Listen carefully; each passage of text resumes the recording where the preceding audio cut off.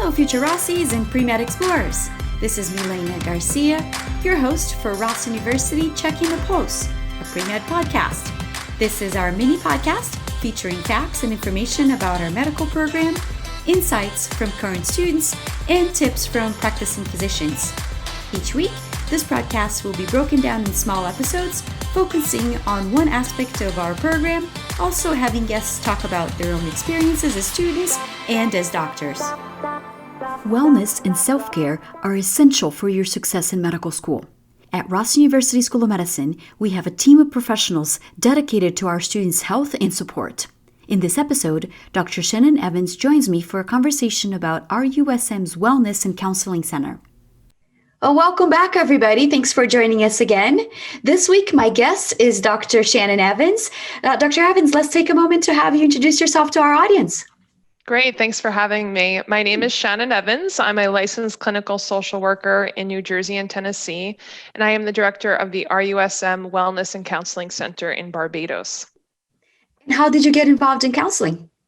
Oh, I've been in practice for about 15 years. I started working in some community centers, transitioned to a university counseling center in my home state of New Jersey before joining Ross as a counselor and then becoming the director in 2018. And what is the Wellness and Counseling Center at Ross University? Yeah, so the center is charged with making sure the wellness and mental health of Ross students is healthy and maintained. So we are a team of mental health providers that provide an array of services to Ross students throughout their journey as they move towards becoming a physician. And it's really important. I think people don't realize the rigors of medical school as far as the academics and the toll it takes on the students at the psychological level, right? So thank you for what you do. And who's part of the team with you? Yeah, so we have 3 full-time staff members. That includes me. I also see students as a counselor and a coach. We have Dr. Dahlia Gibson. She is a clinical psychologist, and she's also a counselor and coach, originally from Barbados. And Chikari Thomas is a counseling psychologist who works as a counselor and a coach and is originally from Trinidad and Tobago. We also have a counselor for our IMF campus, and that is Dr. Maria Mejia. And that's in Miramar, Florida. Yes, it is. Dr. Evans, what are some of the reasons why the students come in to see you? Yeah, students come in for an array of reasons. We mostly see students first come in because they're struggling academically and they want to figure out what's going on, how they can improve their scores, and how they can be successful academically. And a lot of times students come in because they're struggling with things like anxiety and depression. We also see some challenges with relationships. Navigating med school is difficult. It's a whole new set of responsibilities and time management. So that sometimes brings conflict with relationships. And what kind of services does the center offer to our current students? Sure. So we provide 2 individual types of services. One is coaching and the other is counseling. Currently, we're able to provide counseling services for students who are located in Barbados, New Jersey, Tennessee, and Florida, and that's due to licensing laws. We also provide case management for students who need services that we can't provide. So that might be counseling in a state that we're not licensed, psychiatry, or any other support services. So our case manager is housed out of our Miramar campus, and she helps connect students to those types of resources. Are there any fun events or outreach programs, workshops? Yeah, so every semester we do different wellness workshops, and we really work with student groups to identify topics that are relevant to this current students. So we've done some workshops on imposter phenomenon, test anxiety, mindfulness. We've also really gone outside of the counseling center and explored Barbados by offering wellness hikes to students. So it's an early morning. We usually are on the bus by 5 a.m., but we go to different sites in Barbados. We do a 3-hour hike. It's a chance for students to connect with nature, step away from the books for a little bit, and get some regeneration going on in terms of their wellness. That is really early. It is. And I guess for a medical student, that's just another part of it's a normal day, right? It's a normal part yes, of the day. it is. 5 o'clock, it's a working hour. Yes, for sure. Yeah. And is there a cost to the services? So all of the services provided by the center are free. We do not charge for counseling. We do not charge for coaching or for any of the wellness events. Dr. Evans, you also mentioned coaching. Can you elaborate a little bit more about it? Absolutely. So, coaching is a relatively new line of service for us at the center. We rolled it out in May of 2020. Our entire clinical team became certified health coaches. And coaching is a non clinical service that provides support to students who might not need counseling. Things like stress management, mindfulness, relaxation techniques, organizational skills, motivation, and mindset are just a couple of the things that a health coach can really help students work through. Mhm.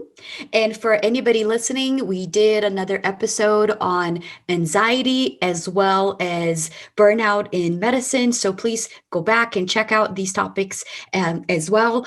Dr. Evans, what about emergencies? What happens if a student has a mental health emergency on the island?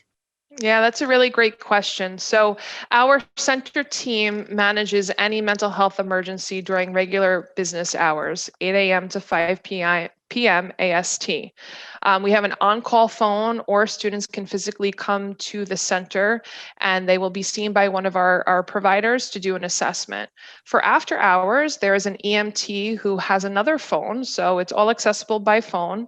And the EMT will consult with a member of our team as needed to make sure that students are supported who might be experiencing a mental health emergency. Mhm. And what does the center do to keep privacy for the students? Yeah, so we make sure that we operate separate from academics and from any other support service on campus. So we have a private office that is located in the Villages at Coverly near student housing. We also make sure we maintain privacy with regards to our electronic health record. Our records are not part of a student academic record. And there's a very clear separation with regards to the roles of center staff. So we only provide coaching and counseling. We do not teach. We do not participate in academic promotions or academic accommodations. Dr. Evans, I thank you so much for taking your time to join us here and share all this insight. This is such an important topic. I hope our future Rossies understand the value of mental health and keeping yourself sane, especially during such a rigorous of medical school. Do you have any last recommendations or advice for our future Rossies coming in? Sure. I always tell students that, don't forget the basics. Make sure you maintain proper nutrition, sleep, and exercise. It sounds really simple, but they're typically the first three things that students lose sight of. The second thing I'll say is there's very few times that you will be able to access free mental health services.